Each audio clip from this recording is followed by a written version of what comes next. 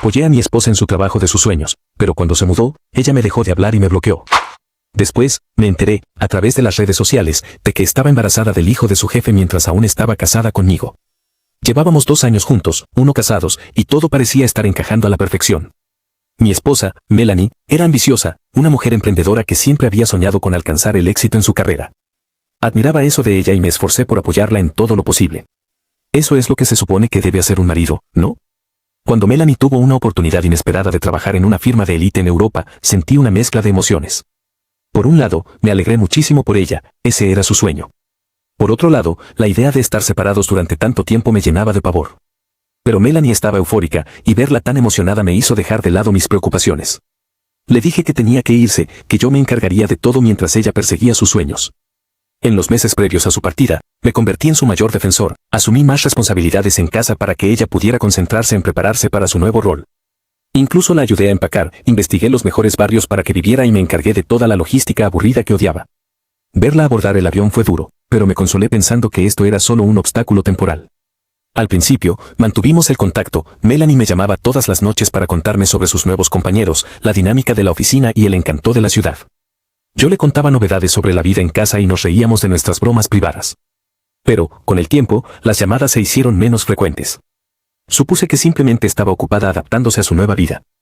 Entonces, sus textos empezaron a parecer distantes, como si estuvieran escritos por obligación en lugar de por interés genuino. Yo le preguntaba cómo estaba, y ella me respondía con frases ingeniosas. Cada vez que mencionaba un momento para que nos visitáramos, ella esquivaba la pregunta, diciendo que aún no era un buen momento. Traté de apartar la inquietud que se colaba en mis pensamientos, las relaciones a distancia eran difíciles, todo el mundo lo sabía. Me dije a mí mismo que Melanie se estaba adaptando a su nueva vida y necesitaba espacio para ajustarse. Pero las señales se hicieron cada vez más difíciles de ignorar. Las semanas se convirtieron en meses y su comunicación se redujo a casi nada. Las llamadas no fueron contestadas, los mensajes quedaron en read. Empecé a entrar en pánico, preguntándome si le había ocurrido algo terrible. Entonces, ella me bloqueó. Fue un pequeño y afilado cuchillo el que me atravesó el pecho. Recuerdo mirar fijamente mi teléfono con incredulidad, actualizando su perfil, esperando que fuera algún tipo de error, pero no lo era. Su número estaba desconectado, sus perfiles en redes sociales habían desaparecido, y todo rastro de nuestra conexión se había borrado. Les pedí a mis amigos y familiares que revisaran sus redes sociales, su cuenta había sido desactivada temporalmente. Pasé días tratando de entenderlo, oscilando entre la ira y la angustia. ¿Había hecho algo mal? ¿Era esta su manera de decirme que nuestro matrimonio había terminado? Me puse en contacto con su familia, pero afirmaron que no sabían mucho. Su madre fue evasiva, despachándome con excusas incómodas sobre la apretada agenda de Melanie y las distracciones de las redes sociales. No podía dormir. Todas las noches revisaba fotos antiguas nuestras en mi teléfono, buscando pistas. El silencio era insoportable, mi mente se llenó de los peores escenarios posibles. Pero nada me preparó para lo que estaba a punto de descubrir. Había considerado volar para allá, pero ya no sabía dónde se alojaba. Me puse en contacto con el propietario del lugar que le había reservado, y me dijo que ella se había mudado hacía semanas.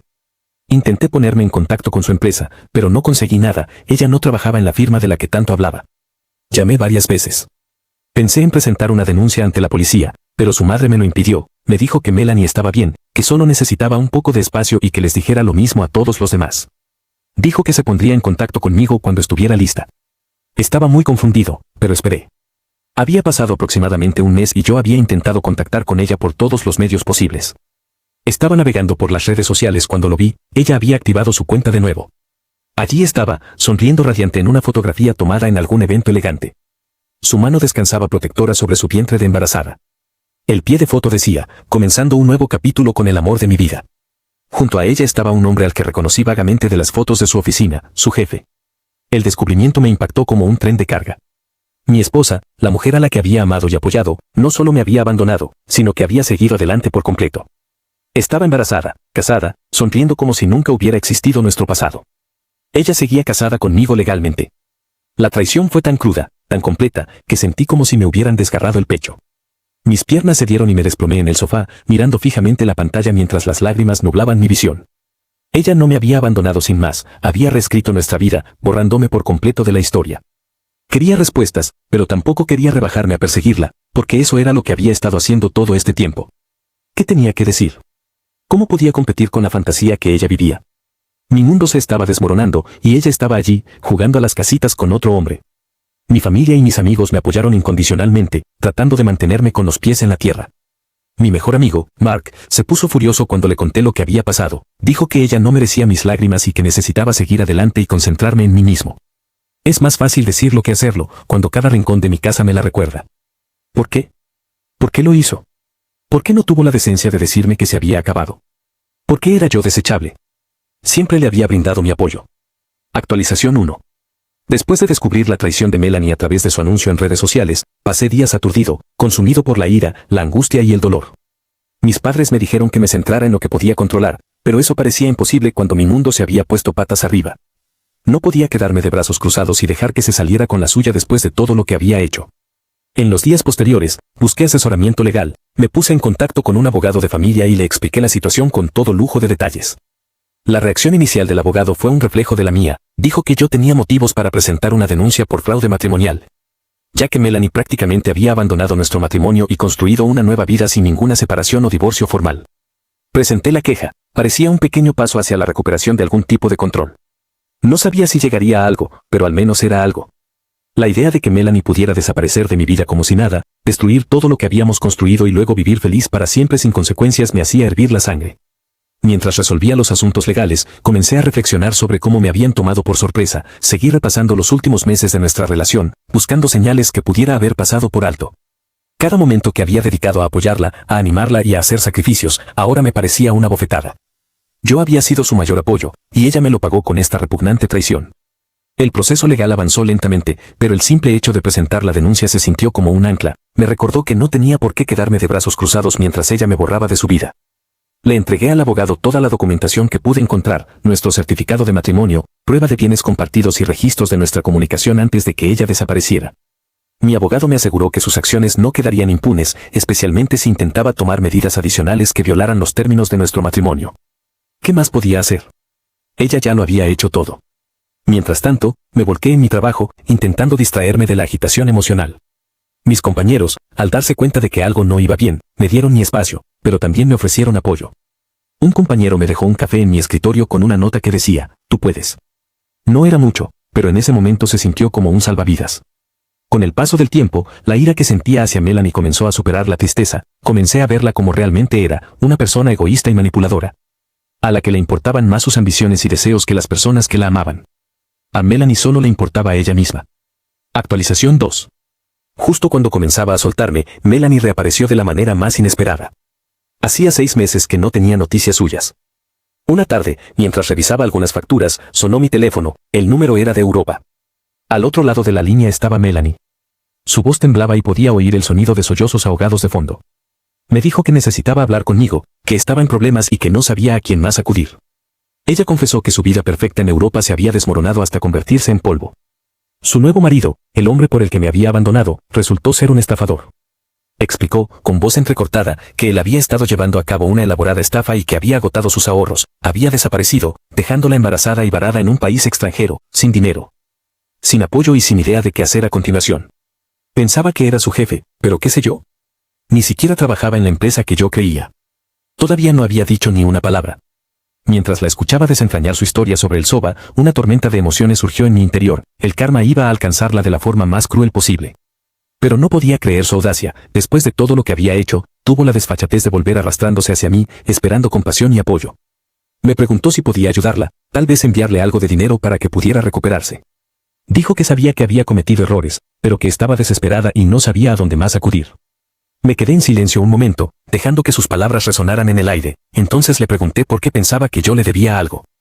Le recordé que me había bloqueado, desactivado su cuenta, borrado de su vida y, luego, de repente, apareció con una nueva, sin tener en cuenta cómo me afectaría. Ahora me llamaba, esperando que yo apareciera de repente y la salvara, como si nada de eso hubiera pasado. Melanie comenzó a llorar más fuerte, diciendo que no tenía a nadie más, su familia le había dado la espalda y ella temía por su bebé. Iba a decirle que le preguntara a su madre, pero ella dijo que ya le había preguntado a su madre. Me suplicó que comprendiera que había cometido un terrible error y que solo necesitaba una oportunidad para enmendarlo. ¿Así que yo era su último recurso, eh? Le dije que yo no era su red de seguridad. Ella se había buscado sus propios problemas y ahora tenía que afrontar las consecuencias.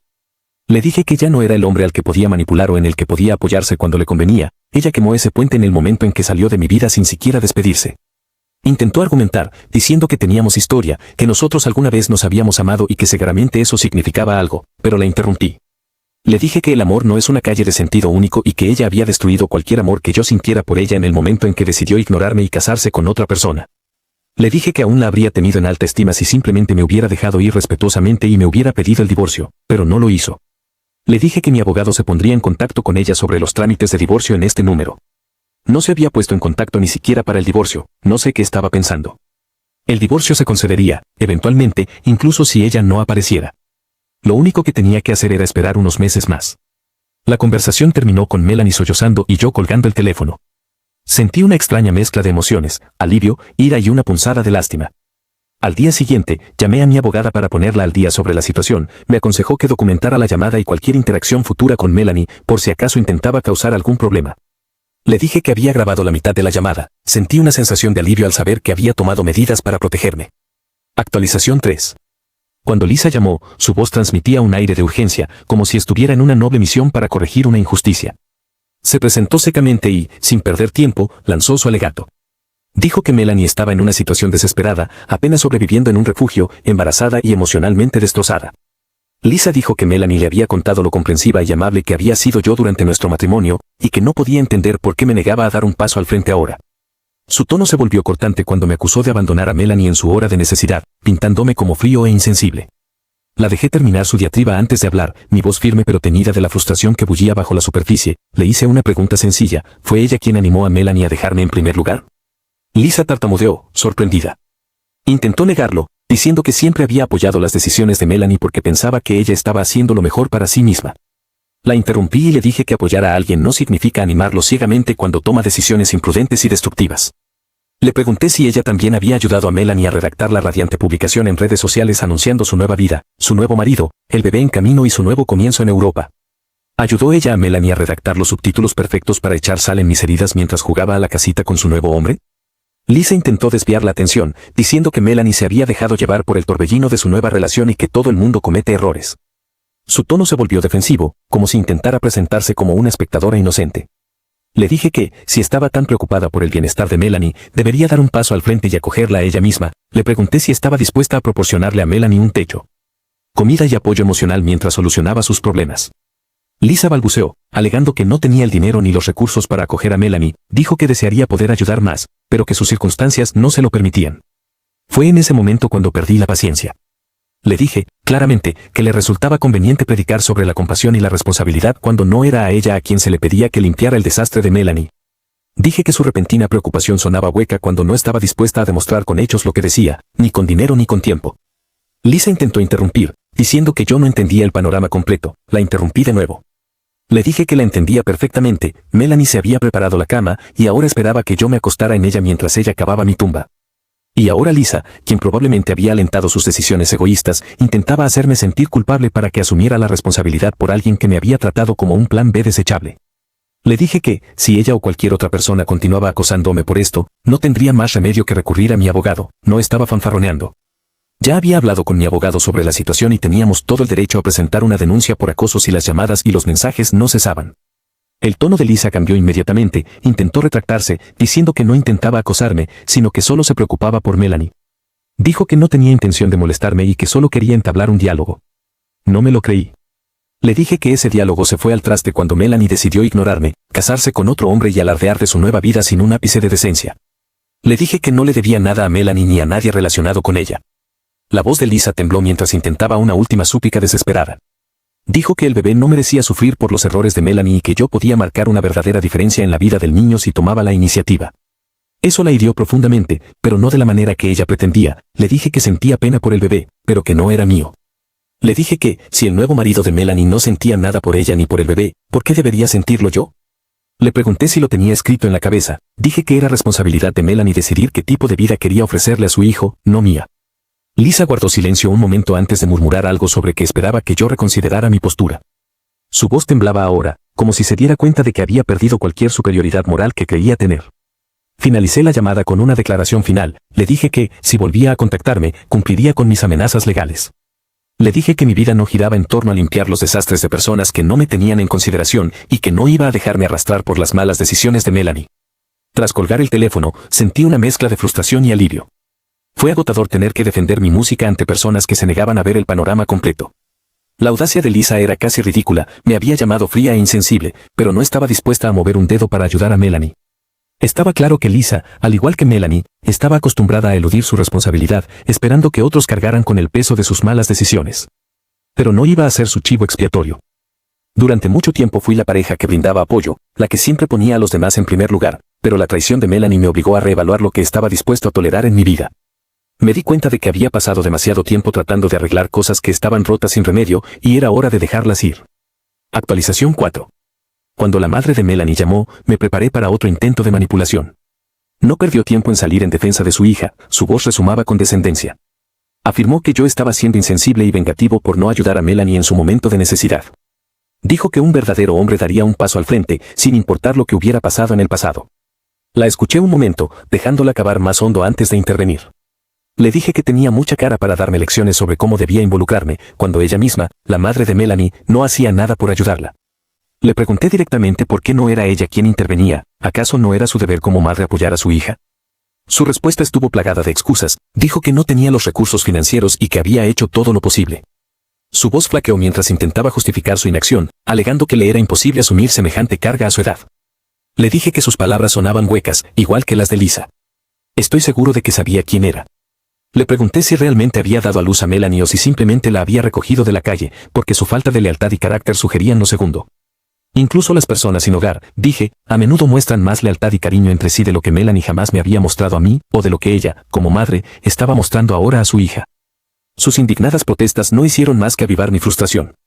Me pregunté cómo había criado a Melanie para que se convirtiera en alguien que pensara que era aceptable traicionar y abandonar a la gente a izquierda y derecha. Dije que no era de extrañar que Melanie hubiera arruinado tanto su vida, teniendo semejante ejemplo a seguir. Su tono se volvió defensivo cuando intentó afirmar que había hecho todo lo posible como madre. Dijo que Melanie siempre había sido terca y difícil, como si eso la eximiera de toda responsabilidad. No cejé en mi empeño, le pregunté si ella también había pasado por 3 o 4 maridos, como Melanie. Y si esa era la razón por la que su hija pensaba que estaba perfectamente bien tratar las relaciones como mercancías desechables. La línea quedó en silencio por un momento antes de que ella respondiera bruscamente, diciendo que yo no tenía derecho a juzgarla a ella ni a su familia. Me reí con amargura y le dije que no la estaba juzgando, que solo estaba exponiendo hechos. Dije que Melanie había dejado muy claro qué clase de persona era cuando me dejó de hablar sin dar explicaciones, se casó con otro hombre estando aún casada conmigo. Y alardeó de su nueva vida en las redes sociales sin el menor atisbo de decencia. Le dije que no quería oír más excusas sobre el comportamiento de Melanie. Su voz tembló mientras intentaba cambiar de táctica, apelando a mi sentido de la compasión. Dijo que Melanie estaba embarazada, asustada y sola en un país extranjero, y que no era justo castigarla por errores de los que ahora se arrepentía. La detuve allí mismo, le dije que los remordimientos de Melanie eran asunto suyo, no mío. Si de verdad se arrepentía de lo que había hecho, podía demostrarlo presentándose en el juzgado y afrontando las consecuencias como una adulta. Le advertí que ni se le ocurriera culparme por la difícil situación de Melanie. Le recordé que, durante mi matrimonio con ella, siempre la había apoyado incondicionalmente y que no merecía la traición que había sufrido. Dije que, si ella o cualquier otra persona de su familia pensaba que podían hacerme sentir culpable para que volviera con Melanie, estaban muy equivocados. Le dije que, si estaba tan desesperada por ayudarla, debería hacerlo ella misma. Le pregunté por qué no se ofrecía a traer a Melanie a casa, darle un lugar donde quedarse y ayudarla a recuperarse. Ella balbuceó algo sobre no tener los medios, pero la interrumpí. Dije que sus excusas se parecían muchísimo a las que Melanie me había dado. Intentó por última vez hacerme sentir culpable, diciendo que el hijo de Melanie no merecía sufrir por los errores de su madre. Le dije que eso era algo en lo que Melanie debería haber pensado antes de tomar las decisiones que tomó. Le dije que no iba a hacerme cargo de un niño que no fuera mío. Si bien a algunas personas como ella les podría parecer bien, a mí no. Entonces asesté mi golpe final, le dije rotundamente que no acepto música basura, por muy lamentable que intente parecer. Terminé la llamada advirtiéndoles que no iba a dejarme arrastrar más tiempo a su lío. Le dije que le dijera a Melanie que, si era tan buena encontrando nuevos maridos, que encontrara otro que le limpiara los pies. Y le recordé que Melanie podía presentarse en el juzgado si tenía algo que decirme. ¿Cómo puede la gente ser tan descarada? ¿Por qué no había visto antes estos rasgos de carácter? Es cierto lo que dicen, cuando estás enamorado, ves todo de color de rosa. Actualización 5. Melanie finalmente logró regresar. La noticia se extendió rápidamente entre los familiares y conocidos, aunque ya no me interesaba formar parte de ello.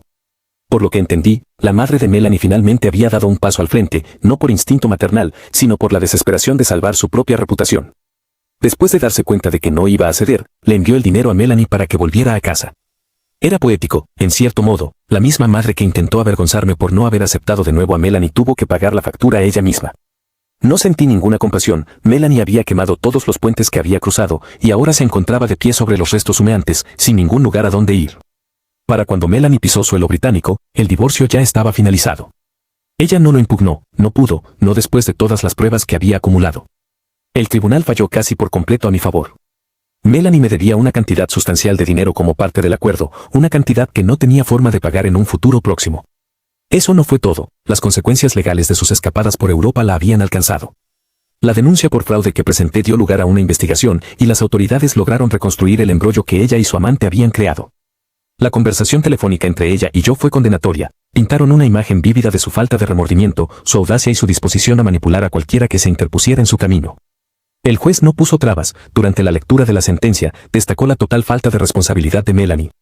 Dijo que ella no mostró remordimiento alguno por el dolor que había causado, no solo a mí, sino también a otros a quienes había engañado en el camino. Su abogado intentó todos los trucos posibles para conseguirle una sentencia más leve, argumentando que estaba muy embarazada y que la cárcel sería excesivamente severa. No funcionó, el juez dictó una sentencia de 1 año, declarando que las acciones de Melanie fueron deliberadas, calculadas y egoístas. El embarazo no la eximía de responsabilidad, si algo hicieron sus decisiones, fue hacerlas aún más reprobables. Melanie había dado a luz poco antes de comenzar a cumplir su condena. Por lo que he oído, el bebé era una niña, quedó al cuidado de la madre de Melanie mientras ella cumplía su condena. No pude evitar sentir lástima por el niño que había sido traído al mundo en circunstancias tan caóticas. Tenía la esperanza, por su bien, de que alguien de esa familia estuviera a la altura de las circunstancias y le brindara una vida mejor que la que había tenido su madre.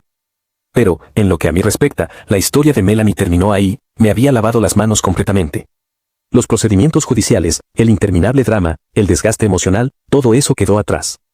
Ahora, al reflexionar sobre todo esto, me sorprende cuánto he aprendido sobre las personas, sobre la confianza y sobre la resiliencia. La traición de Melanie casi me destrozó, pero también me obligó a confrontar mi propia fuerza. He pasado por momentos muy difíciles, pero he salido adelante con una idea más clara de quién soy y de lo que toleraré y no toleraré en mi vida. Actualización 6. Sé que hay quienes podrían decir que debería sentir cierta satisfacción por cómo resultaron las cosas para Melanie, pero la verdad es que no la siento. No se trata de venganza, se trata de cerrar un ciclo. Las decisiones de Melanie la llevaron por un camino de autodestrucción, y yo he elegido recorrer un camino completamente diferente. He comenzado a reconstruir mi vida, centrándome en las cosas y las personas que realmente importan. Me he reencontrado con viejos amigos, he buscado nuevas oportunidades e incluso he empezado a pensar en lo que me depara el futuro. Me he mantenido alejado de las relaciones sentimentales, estoy en terapia. Desconozco los motivos por los que me dejó tan mal, entiendo que quisiera tener una vida mejor, pero ella podría haberlo hecho decentemente. En cuanto a ella, bueno, espero que algún día encuentre la manera de reconciliarse consigo misma, no por mí, sino por el bien de esa niña que no pidió nacer en este lío. Que esto sirva de lección a todo aquel que lea esto, jamás permitas que la traición de alguien te defina. Aprende de ello, crece a partir de ello y sigue adelante, porque, al fin y al cabo, vales mucho más que las mentiras y el engaño.